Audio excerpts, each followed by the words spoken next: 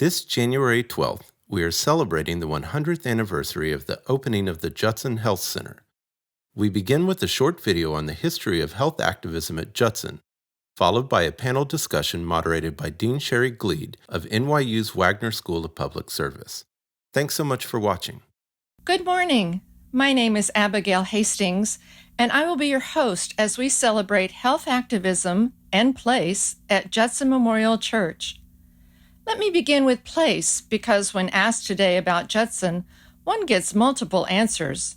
Yes, we are a real church in Greenwich Village with Baptist roots from 1892. Others know it as the Judson, a home for artists and social activists in immigration, anti-racism work, gay rights, reproductive justice, and much more.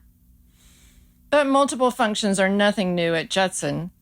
The church's founder, Edward Judson, wrote in 1899 that he wanted to build what he called an institutional church that supplemented the ordinary methods of the gospel with a system of organized kindness by touching people on physical, social, and intellectual sides. He added, "The church contains the potency for the cure of all the ills that flesh is heir to. Here lies the solution of every social problem." Well, perhaps not every problem, but Reverend Judson did establish a nursery school, a kindergarten, an employment bureau for the poor, instructional classes for new mothers, a gymnasium for young men, cheap hotel rooms, and a medical dispensary that served over 7,000 patients in 1899. All of this was expensive, however, and the personal fundraising was a never-ending source of frustration. On his deathbed in 1914, Judson worried about the future, admitting his enterprise might well be known as Judson's Folly. He said, "I thought I was founding an institutional church. Instead, I have founded a hotel." In 1915, a new minister, A. Ray Petty, came to Judson. Petty, the son of a Baptist minister with tuberculosis who moved west for treatment, studied at Rochester and Union Theological Seminaries, as did his minister brother Carl. Petty continued Edward Judson's vision of ministry and service to the largely Italian immigrant population of the South Village. In a fortuitous convergence, a female graduate of Boston University Medical School finished her residency at Metropolitan Hospital and was casting about for a place to practice family medicine and preventive work. Dr. Eleanor Campbell was put in touch by her mother with the New York Association for Improving the Condition of the Poor, which in 1918 opened the Mulberry Health Center serving lower central Manhattan. In mid-1919, Campbell visited and observed the work there. She followed up with Elizabeth Moore, wife of her pastor at Madison Avenue Baptist Church and board member of the American Baptist Home Mission Society, who in the spring of 1920 took a group of women to the neighborhood south of Judson. What Campbell found was a large collection of tenements, with 9,000 children living in a district of 44,500 low-income residents, where the infant mortality rate was 12% higher than the city average. A quarter of the children suffered from malnutrition, and the average child had 10 cavities. The district, roughly the area bounded by Broadway, Canal Street, the Hudson River, and Washington Square, was serviced only by one Board of Health milk station and one tuberculosis clinic, a real health desert in the middle of New York City. How did Campbell come to be a family practitioner and clinic founder? Well, at the age of 8, she lost her younger brother to diphtheria. Then after spent school in Bryn Mawr, she lived a high society life, but in 1912, after a painful divorce, she realized that in my own spiritual life, I needed to do something, and that medicine opened the biggest field of usefulness. After her residency, she also decided, I'm going to take up social medical work someplace, and I hope it will be under church auspices. She knew trust was the key, and Campbell suspected that those skeptical of modern medical care might try it if God could appear to be blessing it. Campbell, a committed Baptist, believed, as did Edward Judson, that church and medical work went together. Each were poignantly motivated by their biographies. Edward compelled by local ministry, as he questioned why his parents were foreign missionaries in Burma, both dying overseas, when the need was equally profound in New York City. Word got to Reverend Petty of Campbell's interest. "I can't stand the children's crooked legs down here," he exclaimed, referring to the high incidence of rickets in the district. Petty offered Judson as a home for a new health clinic if Campbell could raise the money to staff and equip it. After surveying the district further, finding an infant mortality rate of 95 per 1,000, and consulting with City Health Commissioner Haven Emerson, Campbell got to work with Petty, founding what became, by 1924, the largest community health center of its kind in the United States. The doors opened on January 12, 1921, on a 2-room clinic in the basement gymnasium of Judson.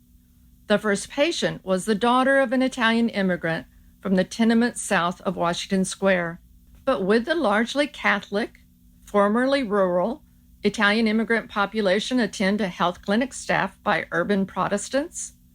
Would they let visiting nurses into their homes, follow their prescriptions? Campbell later wrote, "I had been told we could not get Catholics to come to a Protestant clinic.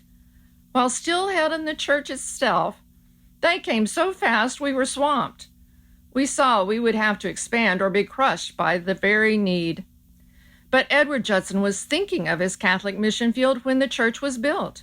Designed by Stanford White in the Italian Renaissance style, its architecture felt like home to them. Seeking larger space, in July 1922, the clinic moved to Judson House, a church property next door, with a staff of 48, physicians, dentists, nurses, supervisors, and nutrition workers.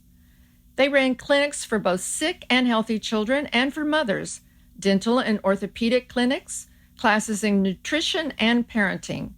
They sent 7 field nurses, 3 nutrition workers, and 3 Italian visitors into neighborhood homes.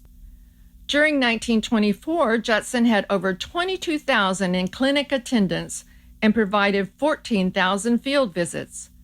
Based on fees generated, patients and attendees paid an average of 8 cents each. To cover the other 97% of the budget, Campbell, with the help of board members like Commissioner Haven Emerson, Harry L. Hopkins of future New Deal fame, and Adams Ashforth, raised funds from the Baptist Society, private individuals, and philanthropies such as the Milbank Memorial Fund, Laura Spelman Rockefeller Memorial, and AICP. By 1937, Judson Health Center could claim a substantial improvement in their district, known as City Health Department Area 68. Health Commissioner Rice announced that the infant mortality rate had dropped by 1/3 to 64 per 1,000 from 95 in 1920, and from 12% above the lower West Side average to 15% below. In 1950, the Judson Health Center moved off church property to 34 Spring Street, where it still operates today under the auspices of NYC Health and Hospitals. Eleanor Campbell, after 33 years as a practicing physician, retired in 1954 and died in 1959.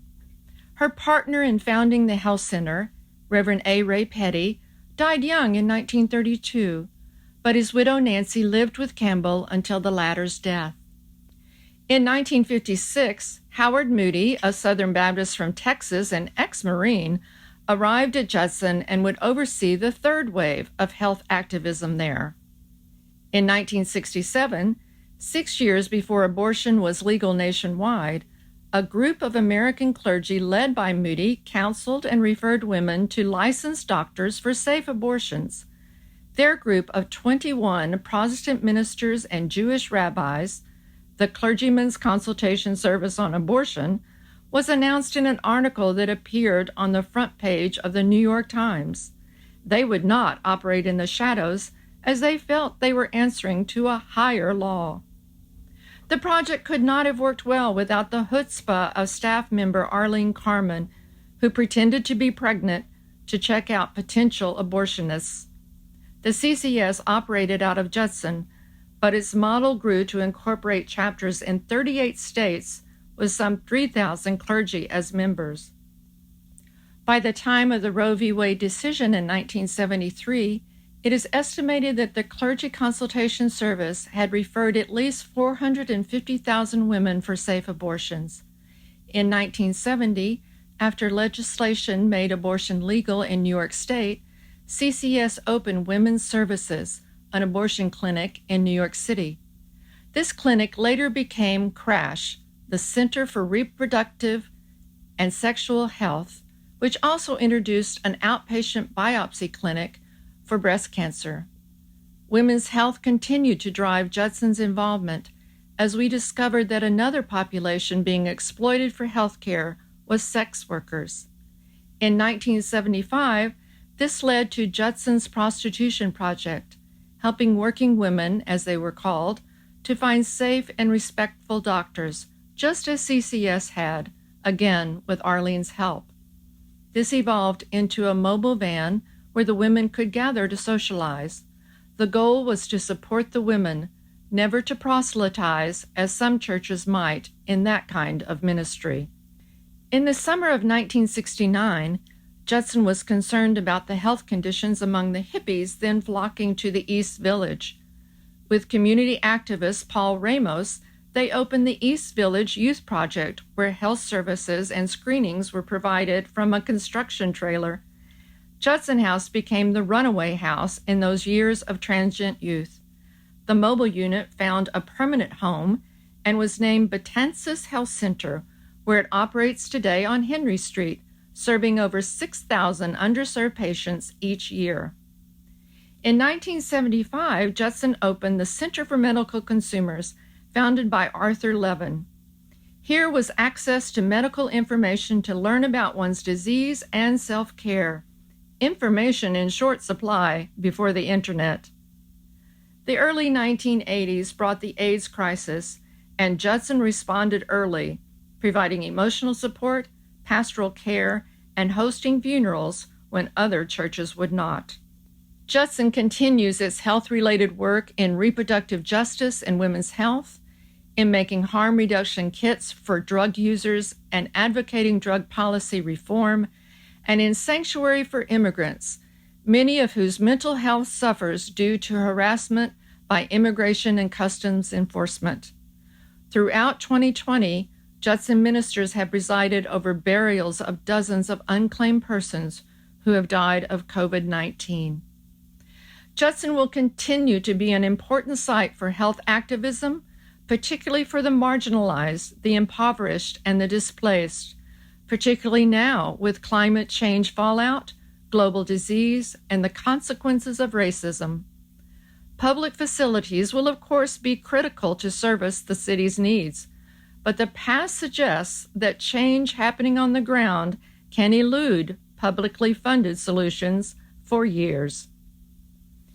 At this time, it is Judson that needs help. With a 128-year-old building that needs substantial renovation in order to host future efforts in health activism.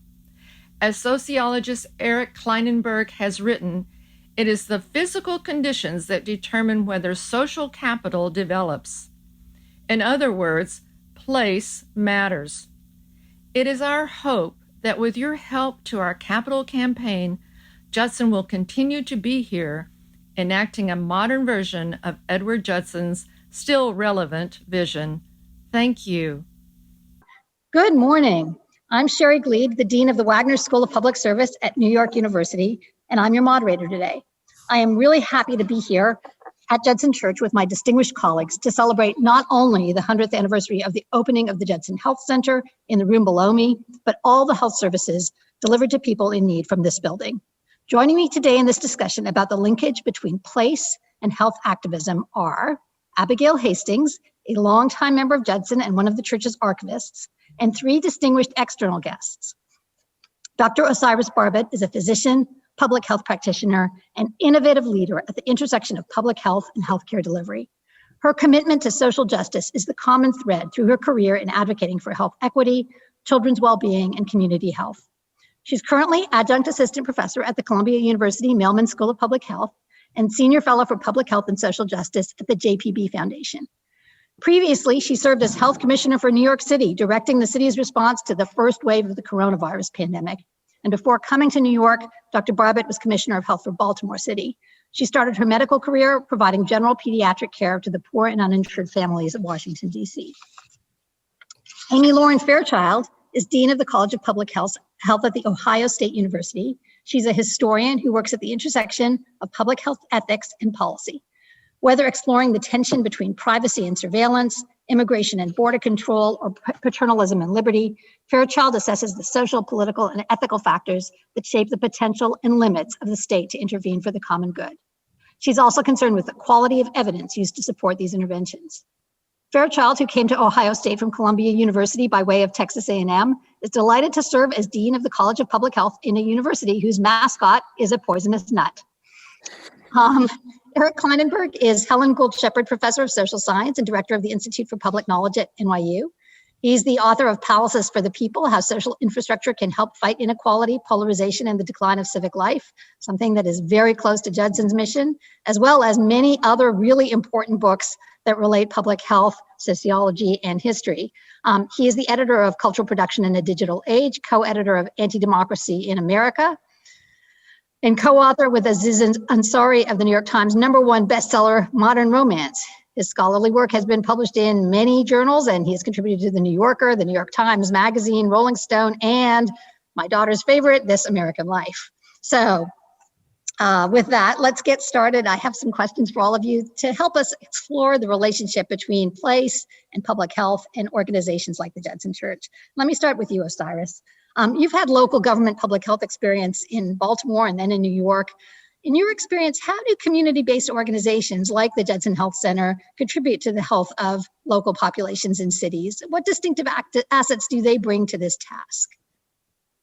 Organizations like Judson are really critical to the work that government does. Let me just sort of step back for a second. I started my career working in a community health center, and I know from experience that the ethos of community health centers is one where you look at the totality of an individual's, a family's trajectory through everyday life, and you bear witness to the ways in which policies play out in their lives on an everyday basis. And so that is critical for not only the work of the organization, but for the work of how government can ensure it's meeting the needs of its constituents, of its residents. And so the other thing I'll add is the work of organizations like Judson is critical because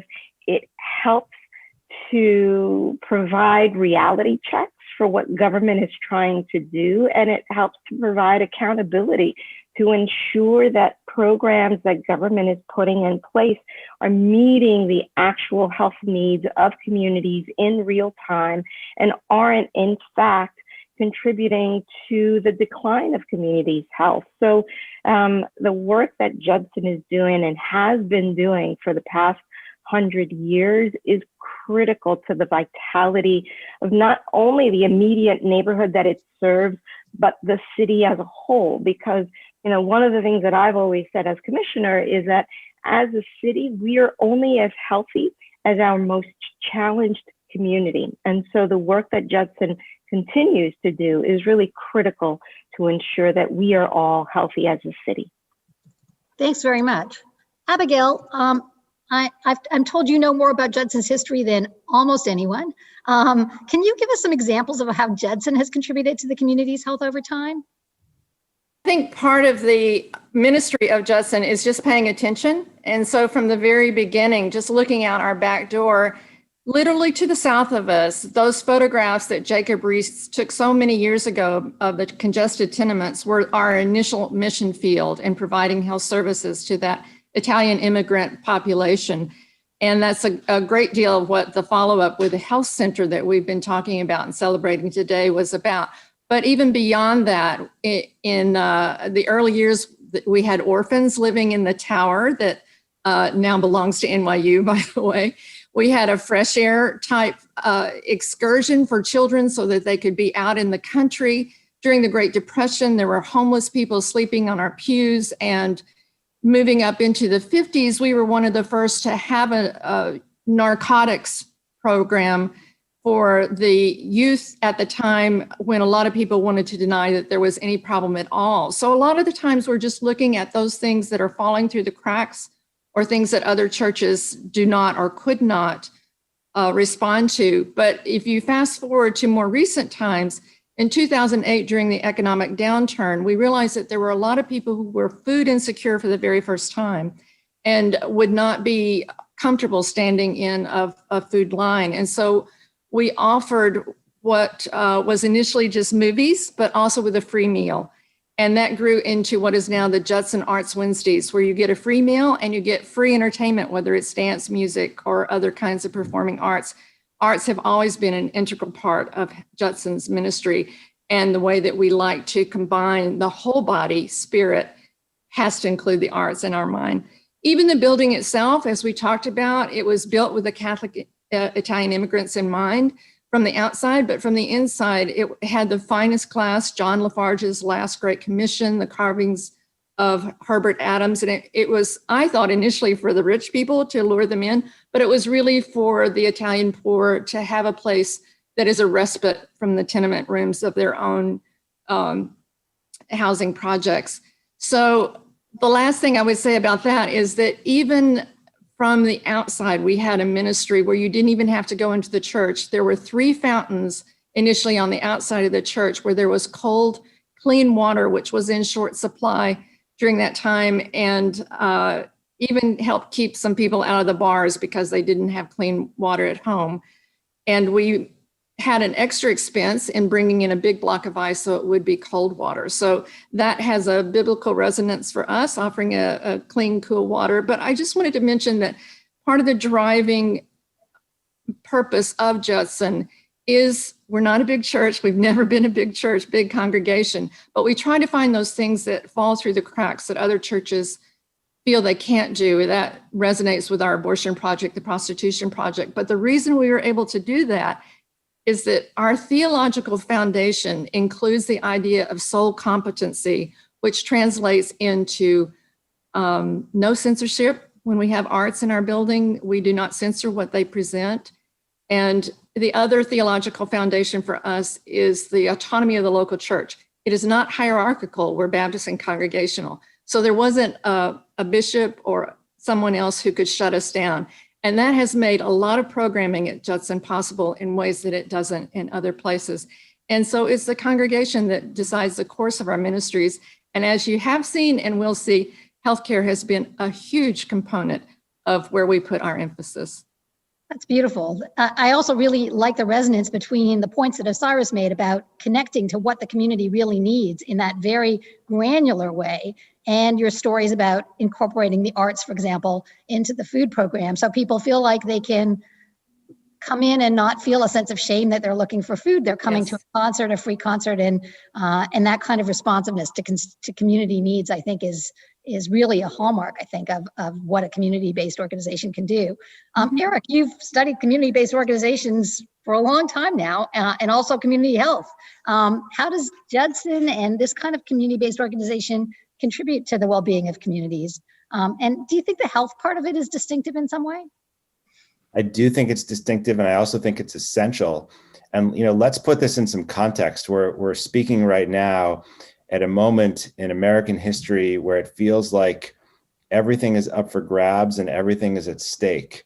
We're in the midst of this extraordinary pandemic, which has hit us hard, not just in the United States, but specifically in New York City. We're in a moment of kind of political turmoil and anxiety where issues of racial justice and social justice and democracy are burning.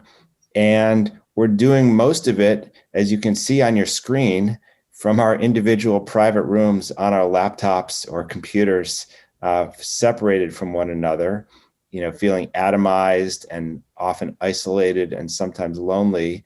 And it's a very difficult moment. And I guess my view now is while we're in this state, we can start to appreciate in a way that maybe we haven't before just how much community organizations work as the building blocks for local life, just how significant it is to have a place where people can gather and build connections, not just to reestablish ties they have to people they already know, but to encounter people who are different than they are, who might not share all their priors, who might be dealing with different kinds of issues. And, that matters because I'm a social scientist and we have more evidence than we've ever had that our health is tied to the health and well-being of the people around us. I mean, there's nothing like a pandemic from an infectious disease to show us that our fates are linked to the fates of our neighbors. And so if we let people around us get sick, if we fail to educate them, if we fail to build kind of the most fundamental bonds that we need to build society, it's not only that they're worse off, it's also that the problems they experience rebound to us personally and collectively. And so it's a place like Judson where we start to forge the ties we need to get by. And that's true in ordinary times as well as in crises. I'll say one last thing, Sherry. The first book I wrote was a book about a heat wave in Chicago, where hundreds of people died in just a couple of days. And that happened in the late 1990s when the deaths of 700 people in excess of the norm was something of a scandal. I mean, it's a funny moment now because we're basically living through 3 to 5 heat waves every day in America. And I don't know how that's going to stop. But at the time, I wanted to understand which places were really worst affected. And I looked at a bunch of neighborhoods across Chicago. And one of the things I learned is that the neighborhoods that had a kind of depleted, what I call social infrastructure, the neighborhoods that didn't have gathering places like parks and libraries and community centers and community organizations like Judson, they were the places that were hardest hit. They had the highest mortality.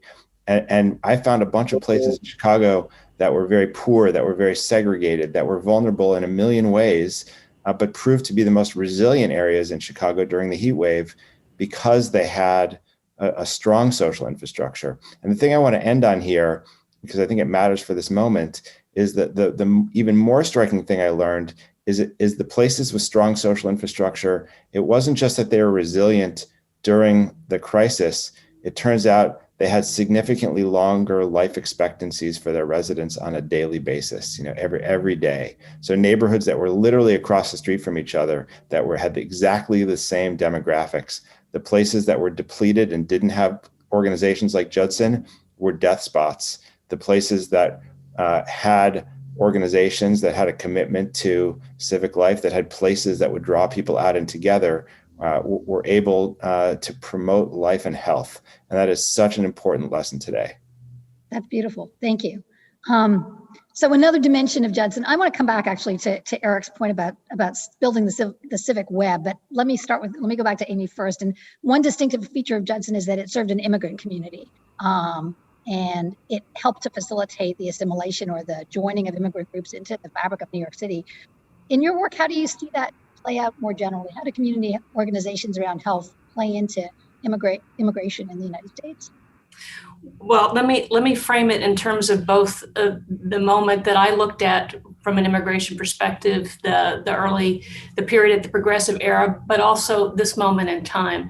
The progressive era was a period in which public health infrastructure was rapidly developing, but at the same time, it was rapidly developing, but still you had the New York City Department of Health and Mental Hygiene working hand in hand with religious leaders, with community leaders, with tenement house reformers. And that was one of the things. It wasn't just the expanding budget of the health department. It was these robust relationships with the community, with organizations that were concerned with the health and well-being of immigrants, that were concerned with assimilation, that were concerned with working conditions, living conditions. That's what made that the progressive era such a powerful moment in public health history. And what I continue to think makes it a model for how we have to think about public health today. So we're at a moment today where we've encountered a pandemic in a context in which public health has been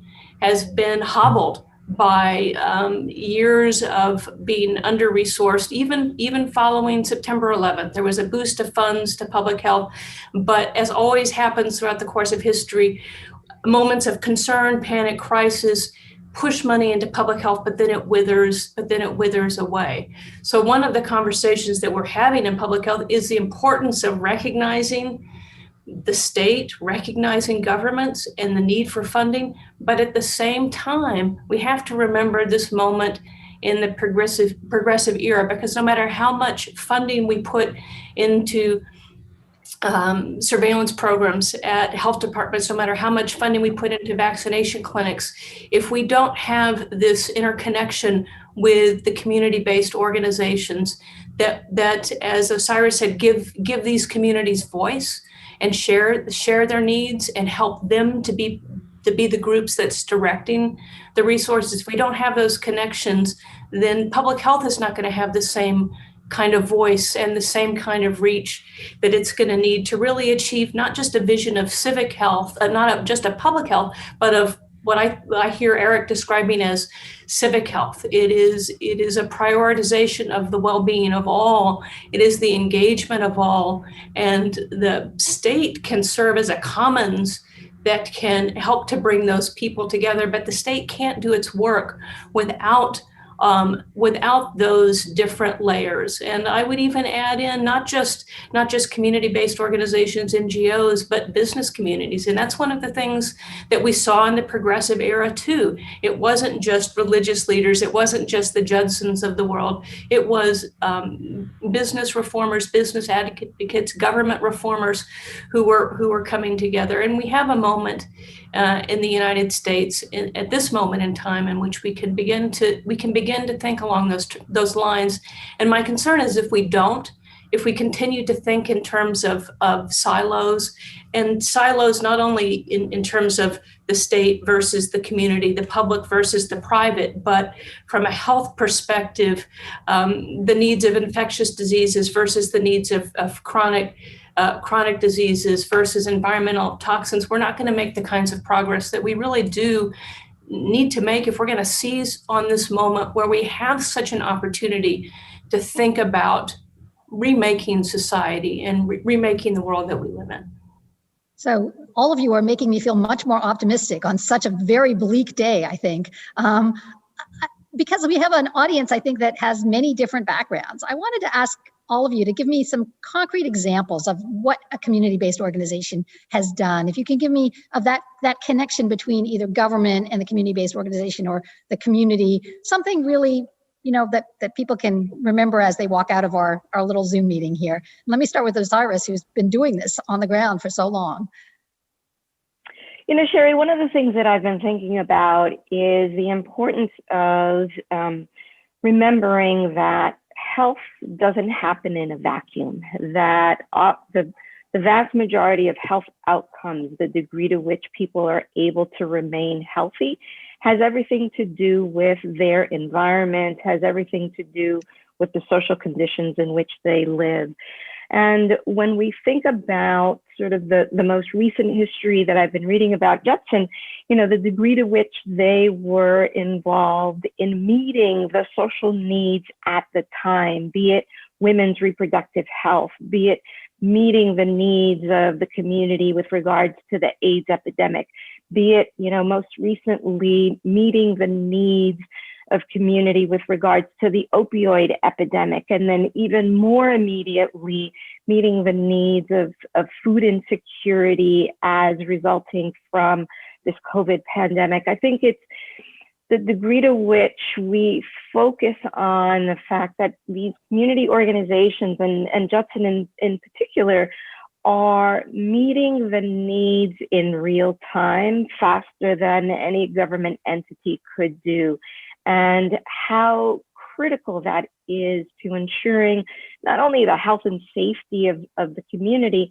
but feeding that information up to other institutions and government so that we can continue to shore up organizations like Judson. I think we can't leave this meeting, so to speak, or this convening without sort of reflecting on where we are in real time and the degree to which the fabric and the infrastructure of community organizations of Judson's are being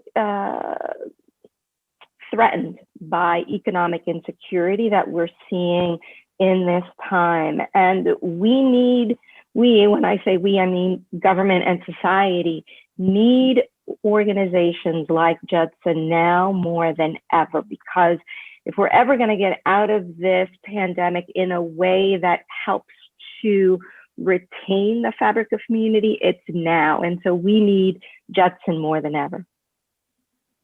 So Abigail, do you want to tell us a story about how Judson has responded to something that's just happened in your time even? Well, just to piggyback on that, I think one of the things that is interesting about our history is Edward Judson, the founder, had said, how would an institution last if it was only open one day a week? And so part of our ministry is just space use. And in any given week, there are all kinds of groups that use our space, and that is emphasizing the need for people to congregate and to have their concerns addressed and find a way to work through problems together or be uplifted through the arts. We have a functioning theater now in what was formerly our gym. It is so important to us to have all these components of life and open ourselves. One of our ministers calls it the church exists for the world. So if you have that perspective, then you're always looking for how you can offer space and place to people outside your community. And I think, among other things, the pandemic has really underscored how important it is for physically to be together, and how that has become such a huge mental, not just spiritual, but for our own mental and physical health. It has made a tremendous difference. So I would bring it back to the building in a way, because we are jumping ordinarily 24/7, and that's the way we like it. Great. Amy, do you want to give us an example maybe from the progressive era or now? So the thing I was impressed by in Judson's history was their work with women. I think about the project with sex workers, and as I think about the role of Judson and these interconnections, and I'm answering this question now with my dean hat on, community-based organizations like Judson, what the thing they can do is serve as a connector role. So before I talked about the importance of connection with state and local public health, but there are also schools of public health, schools of public policy, universities, colleges. Community-based organizations provide that hook where faculty members, where researchers, where committed staff and students can come in and begin to engage in not just the services, but the kinds of research that these communities need so well. They can help to amplify the voice of community-based organizations, but community-based organizations then take on that role, not just of service, but of advocacy. So again, I'm coming back to Osiris's, what I heard in her original comments about the importance of voice, giving voice to community, connecting community, but giving voice not only about the needs, but about the things we learn about what those communities can tell us about broader issues related to health, not only specific needs. It can help to direct resources, and I think it's so. I at the end of the day, I see Judson as one of those connector organizations. And if I were living in New York City, I would join your congregation in a heartbeat after learning more about its history. That's wonderful. Eric, do you want to give us a sense of how those connections work? Well, I'm probably not going to join the congregation, or my mother would give me a really hard time.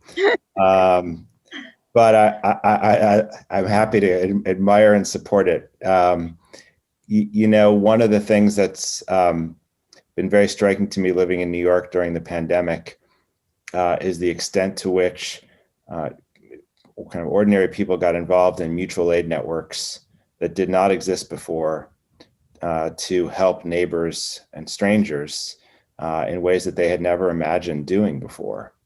So whether that was kind of the early days of the pandemic with providing, cleaning supplies to people who didn't feel safe going out of their house, or food to people who didn't think it was wise to go to the grocery store because they were older and vulnerable, or even childcare to people who lost their childcare and had to go out because they were essential workers.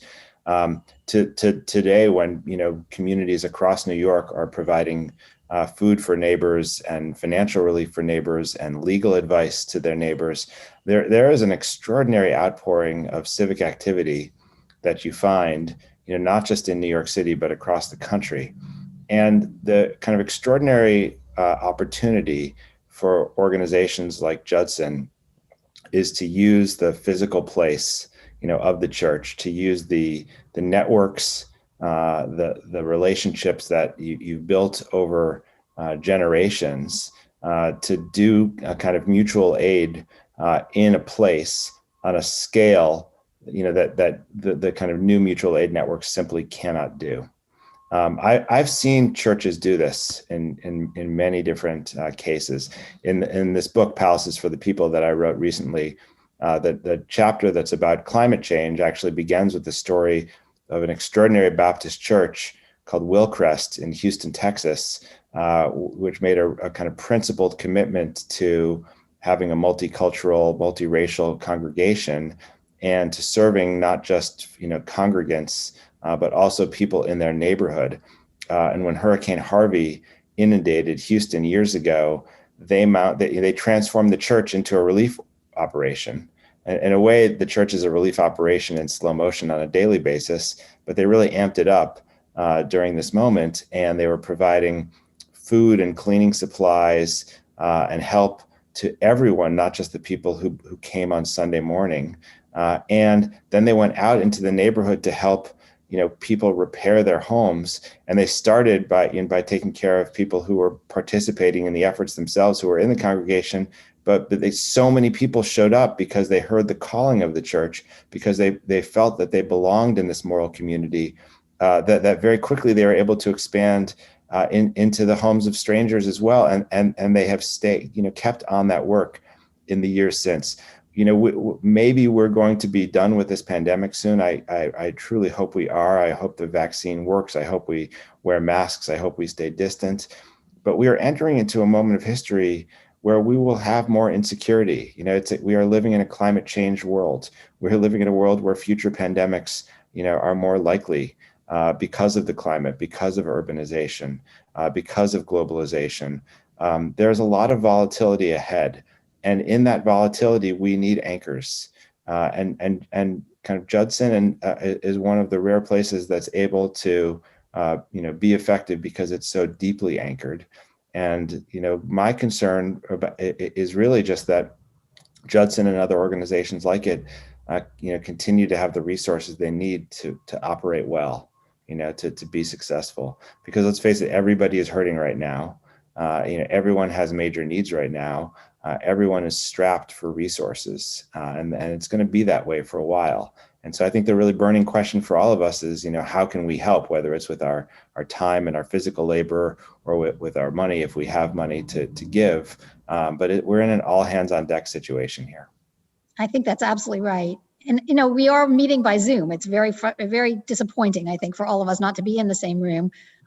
It's been particularly challenging, I think, for place-based community organizations because the virus spreads when people come together, and isn't that what we're all about? So it's been particularly exciting to see some community-based organizations come up with innovative ways to maintain community and to provide services even in a virtual world.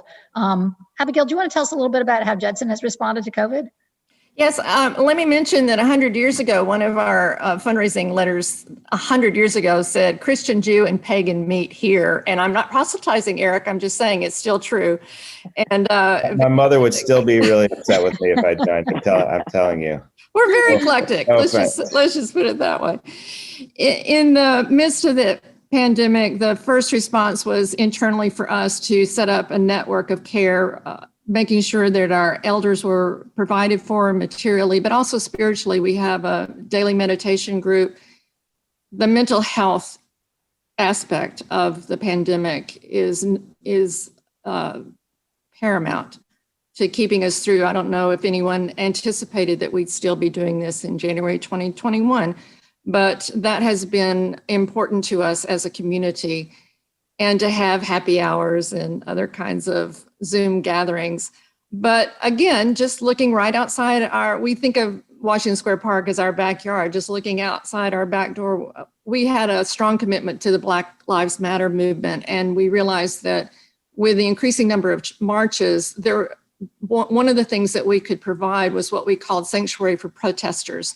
So we opened our doors in a safe environment where there were hand sanitizers, masks if you needed them, restrooms, which is no small thing when you're a marcher. You could sit and rest, you could recharge your phone. We had snacks and water, whatever. Oh, you've gone on mute. I'm going to come back to you because I can't hear you right now. I'm going to turn to Osiris actually and think about as the pandemic continues. And I don't know what you were thinking in March, but we were all hoping that it was not going to continue to January. How do you think about what community-based organizations can and should be doing, and what role do you see this play within the public health response? I want to build on what Abigail surfaced in terms of how organizations like Judson have reimagined what it means to not only build community, but fortify and sustain community. I think that, we've all become accustomed to Zoom and other ways of remaining connected. And so, I think as we move forward through this pandemic that will eventually come to an end, having organizations like Judson leverage all of the ways in which they maintain community connections and continue to cultivate and nurture those, I think is critically important, because one of the things that we haven't talked about yet, but which rightly Abigail brought up, is the importance of our collective psyche.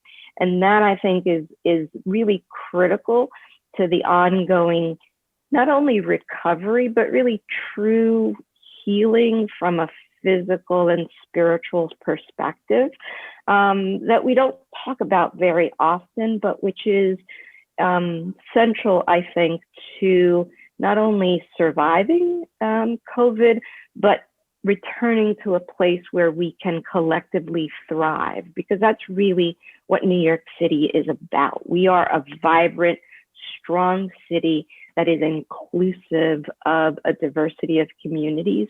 And having an organization like Judson really center that in their work is critical to leading the way to how we as a city can really truly recover from this and move forward in a way that's equitable and just for all of our community. Thanks, Osiris. I think one of the points Osiris brings up here is the role of community organizations in the health sphere in building a healthier communal psyche, I think in building trust amongst us, and how, and especially these days, how critical that trust is for our public institutions to function and for our society to function. Amy, you've written about panic and fear, and I think you're probably the world's expert in how community-based organizations and other similar organizations influence the way that society responds to change. Oh, absolutely. And the thought that was going through my mind as Osiris was talking was this issue of trust. And if you look at the history of Judson, it's not just to deliver programs, you also have to deliver information. You become another source, another trusted source for disseminating the things people need to know. churches played that role in the context of the AIDS epidemic. Certainly Judson played that role in the context of AIDS. The Black church has played that role historically throughout our history. And this is a moment in time in which science is under siege, in which we have in some way lost the capacity to critically hear and evaluate evidence. We're quick to take social media as evidence, and we haven't had consistent messages from our federal government. We haven't had consistent messages across state government, and a place where you know the pastor, where you know the congregants, where you can begin to get the information that the people need to make good decisions about vaccination, about the continuation of masking. There's never been a more important time for organizations like Judson and the many other churches that have taken on the mantle, not just of sanctuary, not just of succor, but of spreading the gospel of science. Abigail, can we hear you? I don't know if I want to be able to come back to you, but yes, good. I felt verklempt, the gospel of science. Yes, thank you so much for saying that. We believe in it.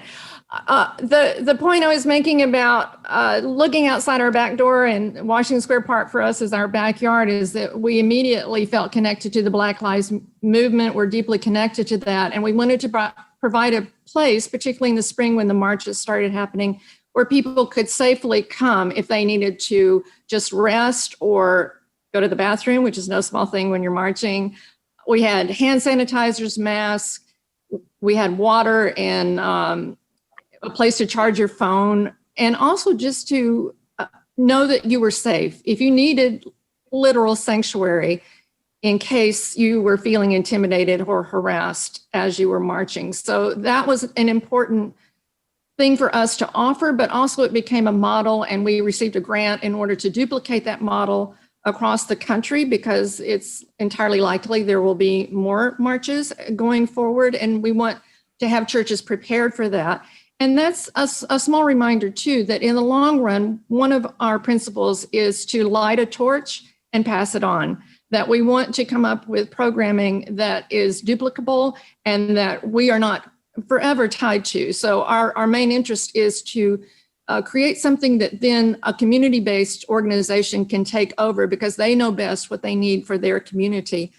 In terms of the COVID response, though, we have an interesting convergence between this pandemic, the 1918 pandemic, and the AIDS epidemic, and that is that all three had people who died that were buried at Hart Island.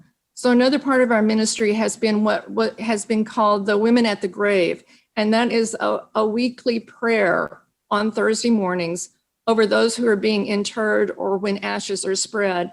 And that has been for over 2,200 New Yorkers just in this past year. The other thing that we started and made was the Judson Food Bank, which is an emergency food response, where we're putting together boxes that are for family sizes, and they're being taken to housing projects. Of course, I would love to know what happened during the 1918 flu, and our archives are now safely ensconced at NYU Spales Library. And when all this is over, I can't wait to get my hands on these specific questions that I now have in the papers of A. Ray Petty, dated 1918. I really want to read those.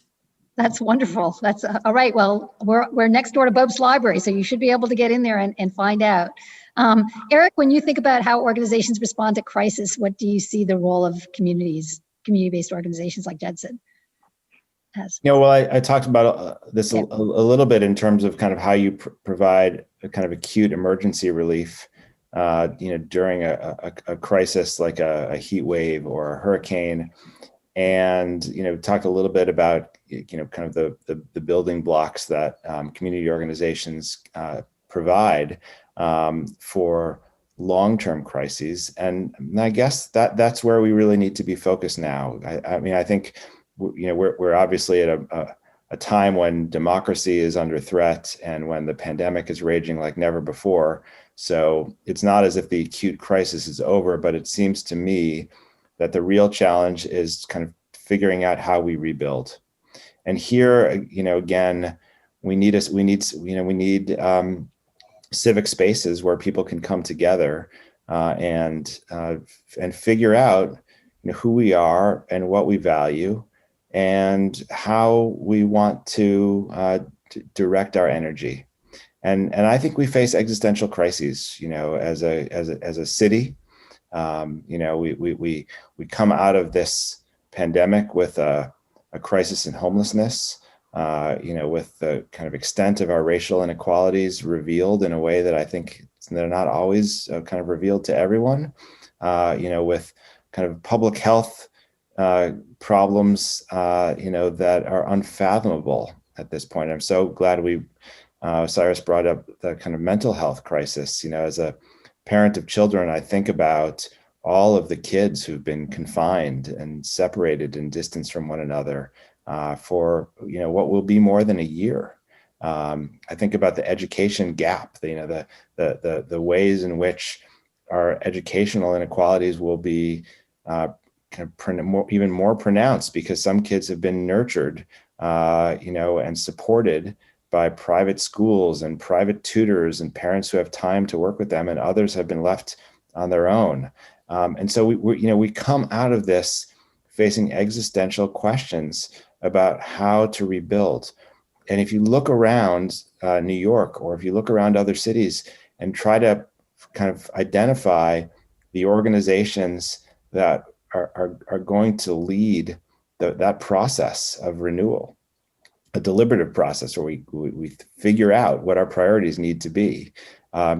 Some are kind of squarely civic, and rely and reside in the public realm. Some you just the city council. But the truth is, for those of you who are watching today, how often do you go to city council to participate in a debate? When's the last time you had a conversation with your local representative of anything? The truth is that most of us engage civic life in neighborhood organizations in the places where we live. And we need to have those places with open doors. We need to have those places be, accessible and welcoming. I've written extensively about the roles of libraries in our neighborhoods, about the roles of public schools in our neighborhoods. But churches that are open and accessible and that are willing to serve beyond their own congregations, religious organizations that are truly committed to the public good can play an essential role in this. So Sherry, I think that's what's necessary for Judson. I think it's what I will be looking for when we start to, build back. Absolutely. We'll have a bunch of elections in September in I guess next fall in New York. And how should we, I think Eric's given us a great roadmap for how we ought to be thinking about, as we build back New York City, how we think about organizations like Judson. Let me turn to the rest of you and see if you want to just have some remarks, some closing remarks as you think about that, the future. How do we think about Judson in the future of New York? Who wants to start? I'm going to go to Amy because Dean can talk about anything at any moment. Well, so as the other thing that I've been reminded of as we've been talking, and I might mangle a little bit, is a quote from Antonio Gramsci, who said, "The old world is dying and the new struggles to be born. Now is the time of monsters." But it's also the time of leaders. It's the time not just of individuals who step up, but organizations that step up, community-based organizations, churches, and for every monster, there can be another leader in our community to help really create this new world that we're crafting as a result not just of the past 4 years, but of the pandemic and the kinds of weaknesses that it's exposed in our social structure, in our public health system, and our welfare system. Osiris? I'm thinking about this on two levels. I think that, the church is about its people and about its physical structure. And I think there's no doubt the commitment of the staff to meet the needs of the community and be a part of that social fabric. I think that it's important for us to remember that what has enabled Judson to provide services for the last 100 years is the physical infrastructure that they have. And as someone who was just recently in government knows, it's critical to ensure that that infrastructure, that those brick and mortar pieces of what makes Judson continue for the next 100 years. So I want to make sure that we don't lose sight of that. Thank you. Abigail, let me close with you. Well, I couldn't help but hear the echoing of the words of Rabbi Lord Jonathan Sachs, who sadly we lost in November. But I was just listening to an interview with him this week. I think it was filmed 6 years ago. And he was talking about God gives us challenges. And that's what it feels like. The challenge of the storming of the Capitol was devastating, but it's a challenge. And it means that we respond with all the integrity that we know that people have, and we can be compassionate and we can be empathic and we can make a better world for ourselves. And I think that's what's the guiding light right now, that we can meet this challenge and we can do it together. And I am hope-filled because of that. Thank you. I'm hopeful because of all of your remarks and because of the fabulous work that Judson has done in the past and will do in the future. Thank you very much to all of our panelists. It's clear from what you've said that places like Judson make such a big difference to the community. If you listeners would like to make a contribution to Judson's capital campaign and keep this good work going, please go to the Judson website at www.judson.org. Thank you very much and have a good afternoon.